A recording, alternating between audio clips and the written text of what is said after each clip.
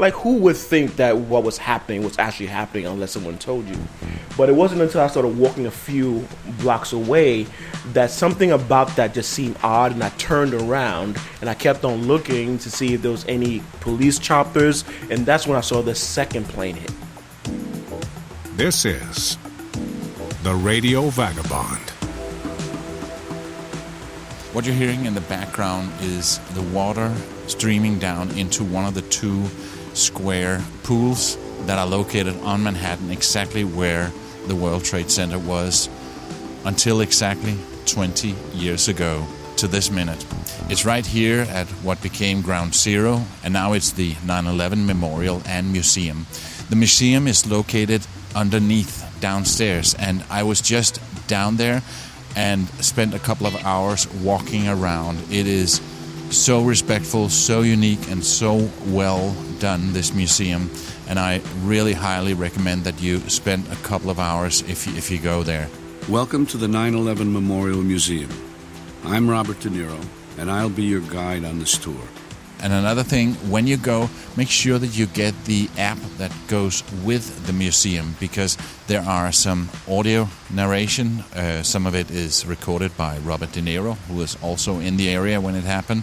And it's a very good companion to your visit to the museum. You're about to take a journey through history and memory in the space where the Twin Towers once rose from foundations 7 stories below ground, up nearly a quarter mile into the sky. Here in New York, I'm staying in Brooklyn and in an Airbnb with 2 other people. And one of them is a guy in his mid-40s. And exactly 20 years ago, he was a young man in his mid-20s, and he came off the subway just minutes after it happened.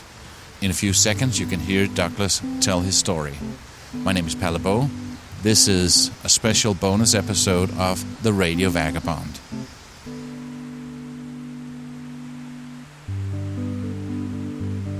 This episode is brought to you in part by Hotels25.com. Whenever you need a hotel anywhere in the world, go to Hotels25.com. That would get you the best price. Hotels25.com searches a bunch of the biggest hotel sites in one simple search. Hotels25.com. This is the Radio Vagabond podcast. If you look over toward the entry to the exhibitions, you'll see a very large photograph of the New York City skyline. That photograph was taken only minutes before the first plane hit the North Tower. September 11, 2001 dawned bright and sunny in New York City. I can still remember the sky in its brilliant shade of blue. The World Trade Center, where about 50,000 people worked, was just coming to life. This just in, you are looking at obviously a very disturbing live shot there. That is the World Trade Center, and we have unconfirmed reports this morning that a plane has crashed into one of the towers of the World Trade Center. Clearly, something relatively devastating happening this morning there. At the time, I worked for a .com that was located on Franklin off of Chambers. So New Yorkers would know what I'm talking about.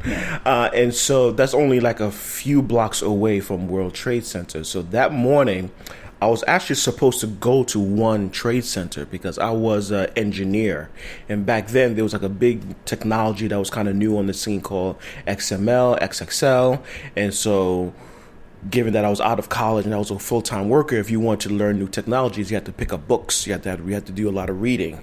And so I do remember to this day that I was living in Brooklyn, and I decided that I was going to go take the 6 train, and I was going to go to the Barnes & Nobles that was in World Trade 1, pick up a couple of books, and just walk up a couple of blocks to work. I'm on the train. I'm running late. I get off at Brooklyn Bridge. And I decide before I get off the train that, I'm running too late. There's no, let's not bother. Let's go direct to work. And maybe during lunch, we'll just go down and get the books and come back. And as I get out, I notice everyone looking up at World Trade. But in that area, as it is today, back then, it's touristy. So I assumed that these were just tourists looking at stuff. I didn't really pay them no mind. But I started noticing that there was a lot of people looking up. It's one of those things where it was like 2 or 3 people, like, whatever. But then I started noticing that everyone is looking up in the direction of World Trade. And so I looked up and I saw the whole where the first plane went into. It's 8:52 here in New York. I'm Bryant Gumbel. We understand that there has been a plane crash on the southern tip of Manhattan. You're looking at the World Trade Center. We understand that a plane has crashed into the World Trade Center. We don't know anything more than that. We don't know if it was a commercial aircraft. We don't know if it was a private aircraft. We have no idea how many were on board or what the extent of the injuries are right now. My immediate assumption at that moment was that some poor helicopter guy, maybe from a news network, it was a little bit windy that day, so I was like, maybe he lost control, crashed into the building. That's messed up. That's crazy. But I kept on walking up to work. Like, who would think that what was happening was actually happening unless someone told you? But it wasn't until I started walking a few blocks away that something about that just seemed odd, and I turned around and I kept on looking to see if there was any police choppers, and that's when I saw the second plane hit. Oh, there's another one. Another plane just hit. Right, oh my gosh, another plane has just hit. It hit another building. Flew right into the middle of it. Explosion. My God, it's right in the middle. And that's when it kind of dawned on me, like, okay, something is going on, because that's an actual airplane. That's not a helicopter. That's not a weathercopter. That's an actual airplane. I'm trying to figure out what the hell is going on. I'm already pretty close to the office. I just need to turn the corner. So let me just go into the office, immediately go online. Granted, these were the very relatively early days of internet, but still news was pretty quick online anyway. And so let me just jump online and see if there's any news about what's happening. I get there, the office is completely empty. And understand that this was a .com, so back then, usually it would already be bustling with people working and engineers and salespeople, but the entire thing was empty. And that was like my second or third clue that, okay, something odd is really happening, because this place is completely empty. I'm like the only person in the entire building. And that's when I went online, and that's when I started hearing the reporting that it was a terror attack. Trying to collect my thoughts, like, what do I do? What's the best thing I can do right now? So I get out and I go back down to try and help.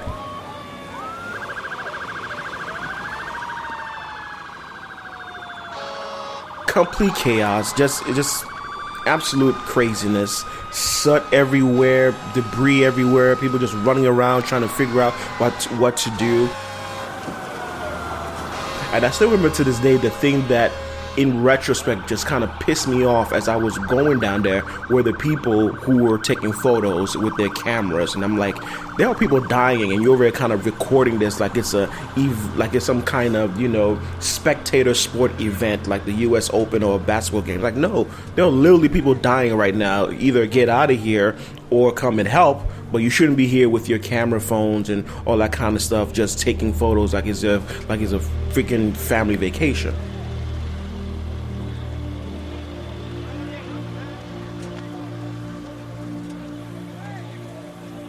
And so I get down there and I'm helping out, and a police officer grabs me and tells me, hey, get the hell out of here, because he's trying to get people out the way, whether you're trying to help or not. He's like, just clear the space, just get out. And I remember that I was not pushed up Broadway. I was like a block away where you can clearly see the World Trade Center now. And I'm walking and I'm just trying to figure out what to do, but I'm walking backwards because I'm looking at the World Trade. I'm looking at all the smoke and all that kind of stuff. And I remember being around Chambers Street, around the 1-2 train stop, when the World Trade came down.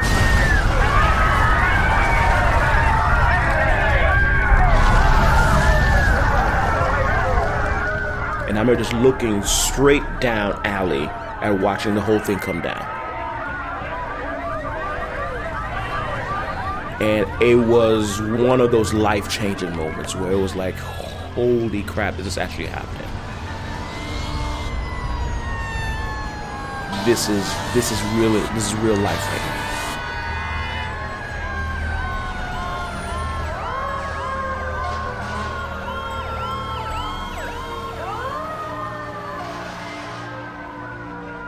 And I'm not gonna lie to you, I was in total shock. I didn't know what to do. I was Do I go back? Do I go up? Where do I sit? What do I do? I mean, you're just completely in a daze of what's happening when you see. I mean, understand, I'm a native New Yorker, so I grew up with the Twin Towers. I grew up with that.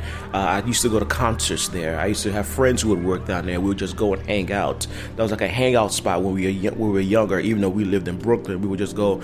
You know, if I had friends who lived in the city, another friend who lives in Queens, we'd go hang out at Twin Towers. You know, there was a whole concert series that would happen there during summers, and so it became like a part of my childhood with my friends to go to these concerts that would happen at least every Thursday, but sometimes that would even happen every day at a particular spot in front of the Twin Towers, which was like a huge cavernous area where people just hung out and ate and just chilled, and then sometimes they were used for concerts. So it was like really important spot in my childhood, and I just remember just watching it all just crumble, and that's when it really hit me that this is some next level shit that's happening right now.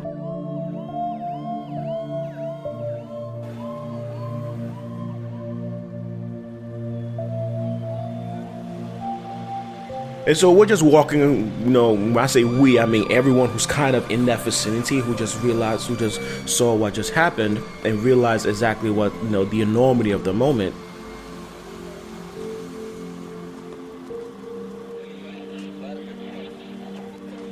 We're all in a daze. We're really just all in a daze, trying to figure out what to do. They stopped cell phone service, so we couldn't use the cell phones to call anywhere. So that entire area just became like a dead spot. And so people are trying to find payphones to use. But, you know, even though this wasn't the height of cell phones like it is today, it was pretty close to that. And therefore, it was pretty rare for you to have a quarter to use a fucking payphone. So people are looking for change. People are trying to call people to let them know that they're okay, or in essence, just trying to make sure to get in touch with their families. Owners of restaurants are asking people to come in for shelter to protect themselves. Utter and total chaos. And I remember just kind of wandering.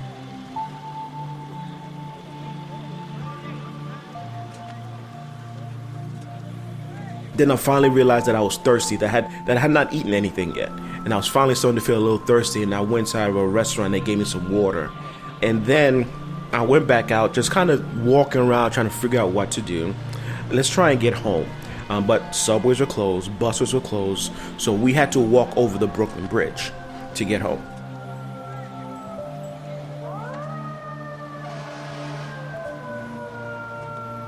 One of the things that was happening is, in all of the chaos, clearly rumors and stuff start to fly. One of the rumors that kind of started to permeate the group of everyone who was kind of walking over the bridge was that there was going to be another attack, and they're going to attack the bridge. And so now people are kind of there are a group of people who are just trying to get over the bridge as fast as possible. They're running, they're knocking people over, they just want to get off the bridge.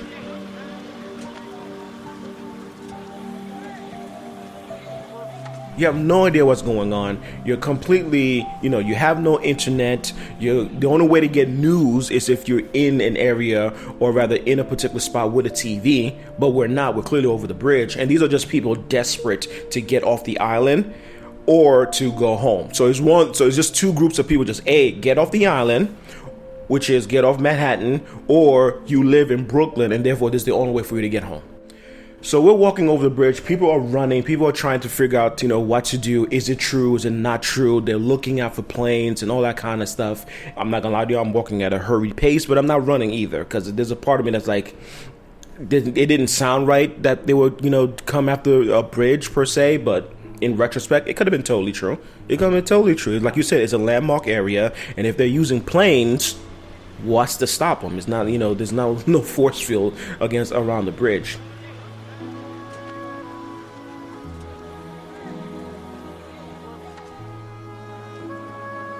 So I make it over to the other side.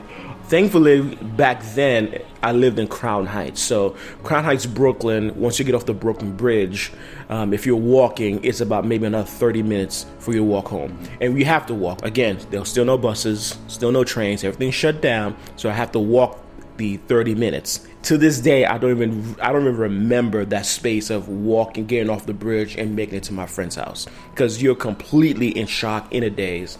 And during the whole time, I'm thinking to myself, why, who could have done this, just what's going to happen next.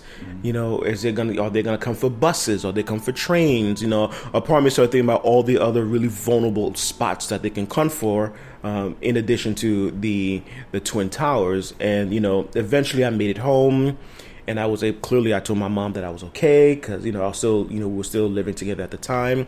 And eventually things kind of tapered down, and everything that you've heard kind of transpired after the fact transpired.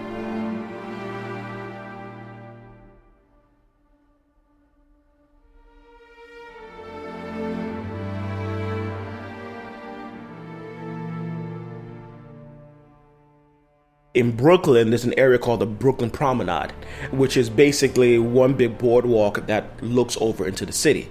And kind of another part of it being, you know, I'm getting goosebumps just saying it, is that growing up, that used to be a great spot to hang out, take dates on when you were a kid and all that kind of stuff. And a prominent part of that view was the Twin Towers. And I remember, and I'm trying not to tear up, I did not go to the promenade, and I used to hang out there with my friends all the time. I did not go to the promenade for like 5 years after that, because I couldn't stand the sight of the city without the Twin Towers. No.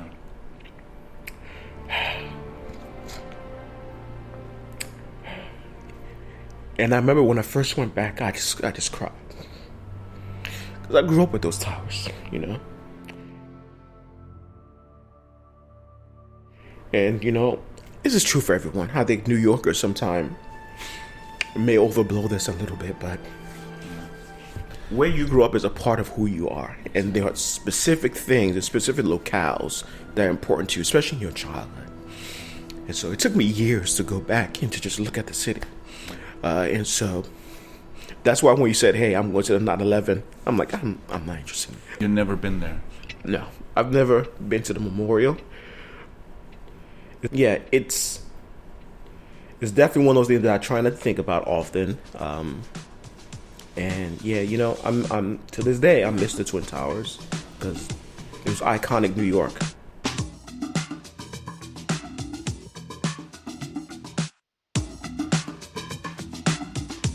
My name is Palabo. See ya. Produced by RadioGuru.co.uk.